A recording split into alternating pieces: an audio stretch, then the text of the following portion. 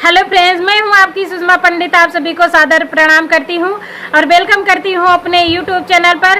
तो दोस्तों, आज मैं आप सबके लिए बहुत ही सुंदर कहरवा नाच गीत लेके आई हूं। बहुत ही मज़ेदार कहरवा नाच गीत है, तो आप लोग वीडियो फुल देखिएगा और गीत का आनंद लीजिए। गीत कैसा लगा ये कमेंट में ज़रूर बताइएगा। कोनवा वाला घर मिलल, खटियावा मिलल टूटही। कोनवा वाला घर मिलल, खटियावा मिलल टूटही। सोने के थाली में जेवना परोस्यों, सोने के थाली में जेवना परोस्यों। जेवना के जेवें बलमुआ मोरा दुबई, जेवना के जेवें बलमुआ मोरा दुबई। कोनवा वाला घर मिलल, खटियावा मिलल टूटही। कोनवा वाला घर मिलल, खटियावा मिलल टूटही।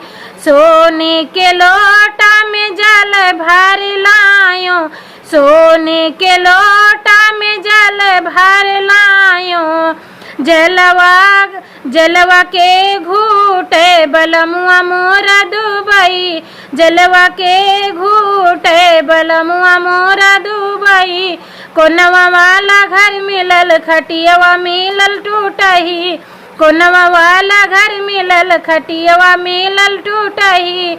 कोनवा वाला घर मिलल खटियावा मिलल टूटही। लेवंगा इलायची के बीरा लगायो, लेवंगा इलायची के बीरा लगायो। बीरिया के कूचे बलमुआ मोरा दुबई, बीरिया के कूचे बलमुआ मोरा दुबई। कोनवा वाला घर मिलल, खटियावा मिलल टूटही। कोनवा वाला घर मिलल, खटियावा मिलल टूटही। फूला नेवारी कैसिया जा लगायो, फूला नेवारी कैसिया जा लगायो। सेजिया के सूते बलमुआ मोरा दुबई, सेजिया के सूते बलमुआ मोरा दुबई। कोनवा वाला घर मिलल, खटियावा मिलल टूटही। कोनवा वाला घर मिलल, खटियावा मिलल